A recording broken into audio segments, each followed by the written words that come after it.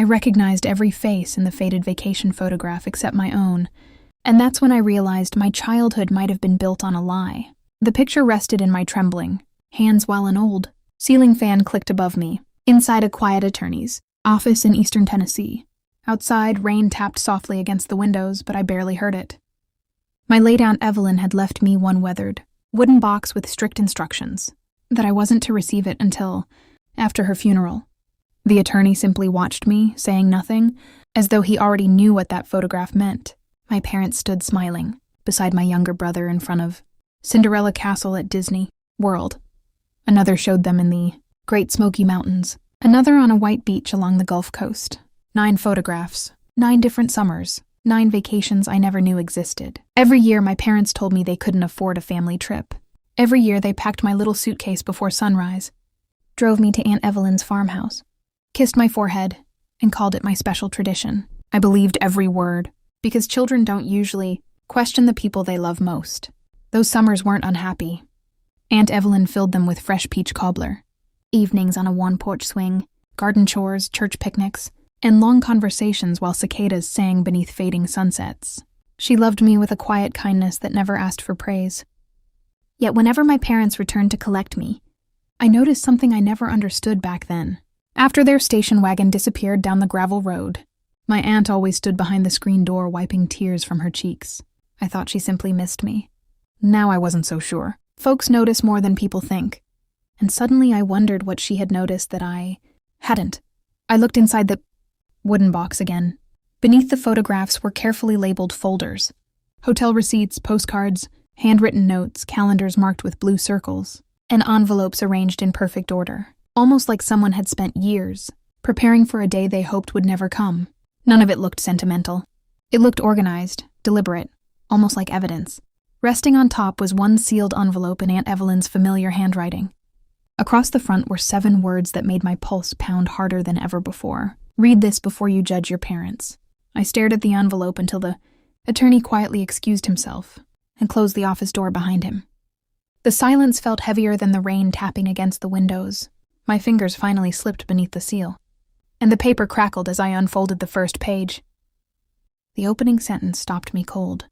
If you're reading this, sweetheart, you've already seen the photographs, and you've probably decided your parents never loved you. Don't make that decision yet. I read those words twice before continuing. Aunt Evelyn explained that she had promised herself she would never speak against my parents while they were alive, but she also promised she would never allow the truth to disappear with her. She wrote that every summer I spent at her farmhouse wasn't my idea, no matter how often my parents claimed it was. They had repeated that story so many times that even neighbors believed. I begged to stay with my aunt instead of taking vacations. That simply wasn't true. I remembered standing beside our old mailbox one June morning asking my mother if I could come just once. She smiled, smoothed my hair, and said, "Next summer, sweetheart." There was always another next summer that never came. Aunt Evelyn wrote that she offered to pay my expenses more than once. She even suggested driving me herself. My father refused every offer without explanation. What troubled her most wasn't his answer. It was how quickly my mother stopped arguing. The letter described quiet conversations held on the farmhouse porch after I had gone to bed. My mother cried more than once. My father never did. Aunt Evelyn never wrote that he was cruel. She wrote something far worse. Your father always sounded convinced he was doing the right thing. I lowered the letter and looked toward the wooden box again. Suddenly, the postcards, hotel receipts, and calendars didn't seem like memories anymore. They looked like someone had been building a timeline. I opened one folder and found every postcard my parents had ever mailed from those vacations. None of them were addressed to me. Every single one was written only to Aunt Evelyn, as if I had never existed. On the back of each postcard, my aunt had quietly written the date she received it and a short note describing what I was doing that day. She wasn't collecting souvenirs. She was preserving facts. Then I reached the final page of her letter, where one sentence made my hands begin to shake. Everything changed the summer your grandparents made your father an offer he believed he couldn't refuse. I read that last sentence 3 more times before setting the letter aside. My grandparents had been gone for years, and until that moment, I had never imagined they had anything to do with those missing summers. The attorney returned carrying a thin manila folder and placed it beside the wooden box without saying a word. "Your aunt wanted you to open this only after you finished her letter," he said quietly.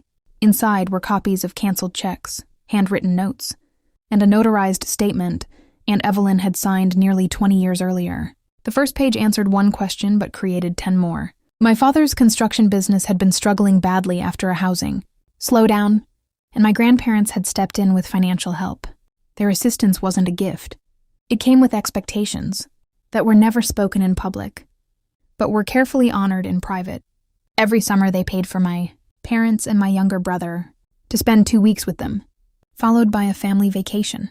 My name appeared nowhere in their correspondence. It wasn't crossed out. It wasn't removed. It had simply never been included. Aunt Evelyn wrote that she confronted my father the very first year. He insisted it was temporary and promised I would join them the following summer. She believed him because she wanted to. The following summer came, and the same thing happened again. Then again. Then again. By the 4th year, she stopped believing his promises and quietly began saving everything he couldn't erase. Hotel receipts matched the vacation photographs. Bank records matched the travel dates. Calendar entries matched the weeks I stayed on the farm. She wasn't preparing for a fight. She was protecting the truth in case someone ever tried to rewrite it. Then I found something I hadn't expected. Folded between 2 receipts was a letter written by my mother in her own handwriting. It had never been mailed. The first paragraph was crossed out several times before she finally wrote one, sentence clearly enough to read. "Every time she asks why she can't come with us, I lose a little more of myself." I stopped reading and closed my eyes. For the first time, I realized my mother hadn't been comfortable with the arrangement. But why had she stayed silent for 9 years? Before I could gather my thoughts, a small sealed envelope slipped from the back of the folder. Across the front, Aunt Evelyn had written only 5 words. "This explains your mother's silence forever." My hands hesitated before opening the smaller envelope, because I wasn't sure I wanted another piece of my childhood changed forever. The attorney quietly stood and looked out the window, giving me the privacy Aunt Evelyn had planned for. Inside was a single folded letter and a photocopy of a legal agreement. The letter had been written by my mother but never mailed. Her handwriting wandered across the page as though she had been crying while she wrote it. "Evelyn," it began, "I don't expect you to forgive me, and I don't expect my daughter to forgive me either." I felt my throat tighten. She admitted that my father's parents had offered to rescue their finances after his business nearly collapsed, but only if my brother became the center of every family gathering and every summer they paid for. They believed he would someday inherit the family farm and wanted him to grow up feeling like the only grandchild who truly belonged. My mother confessed that she argued during the first year, then the second, but every argument ended the same way. My father insisted losing his parents' support would cost them their home, his business, and their future. "I chose security over courage," she wrote. "I've regretted that choice. Every single summer since, tears had stained the bottom of the page, leaving the ink slightly blurred. Behind the letter was the legal agreement itself. It never mentioned my name, yet every clause revolved around my brother's participation in family vacations, holiday gatherings, and future inheritance planning. Reading it made one thing painfully clear. My exclusion hadn't been accidental. It had been quietly accepted. Aunt Evelyn had circled several paragraphs in blue ink and written one note beside them. They always had a choice. I sat in silence for several minutes, listening to the rain ease against the windows. Understanding my mother's fear didn't erase the years I had spent wondering why I was never enough. It simply explained how ordinary people sometimes make extraordinary mistakes. I gathered every letter, receipt, photograph, and agreement back into the wooden box before looking at the attorney. He slid one final file across the desk. "Your aunt wanted these records preserved," he said. "But she also left instructions for what happens next." I opened the file and found a signed statement from someone whose name I hadn't heard in nearly 20 years, and I suddenly realized the hardest conversation of my life was about to begin. The name on the signed statement belonged to Harold Benson, my grandfather's retired accountant.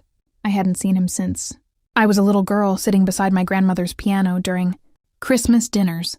2 days later, we met at a small diner just outside town. The old coffee maker hummed behind the counter. Pickup trucks filled the parking lot, and the waitress kept our cups full without asking questions. Harold placed a worn leather folder between us and quietly said, "Your aunt wanted the truth to come from facts, not feelings." Inside were original ledgers, canceled checks, and payment records matching every document Aunt Evelyn had preserved. There was no mystery left. Every summer my grandparents reimbursed my parents after each vacation. And every payment matched the dates I had spent at the farmhouse. My aunt had never exaggerated a single detail. She had simply protected the evidence until someone was ready to hear it. I hired an attorney, not to punish anyone, but to ensure the family record reflected the truth. During mediation, no one challenged the documents. My father stared at the table for most of the meeting. For the first time in my life, he had nothing to explain away. My mother quietly admitted she had chosen fear over doing what she knew was right. She apologized without asking for forgiveness. My younger brother looked stunned as he read the letters. He told me he had believed I preferred spending summers with Aunt Evelyn, because that was the story he had heard since childhood. He had been a child too, living inside a version of the truth someone else had written. The legal process corrected property records, connected to my grandparents' estate, and permanently included Aunt Evelyn's documents in the official file. More important, the lies ended. Friends, relatives, and neighbors gradually stopped repeating the old family story, because the facts spoke more clearly than anyone's excuses. My father didn't lose everything, but he lost something money could never buy back: the quiet respect people once had for his word. A week later, I visited Aunt Evelyn's farmhouse one last time. I sat alone on the worn porch swing as the evening breeze carried the sound of cicadas across the fields. Looking toward the old gravel road, I finally understood what she had given me. She hadn't just given me 9 safe summers. She had given me the truth, waited patiently for the right moment to reveal it, and trusted that dignity would outlast deception. Some wounds never disappear, but the truth gives them a place to rest.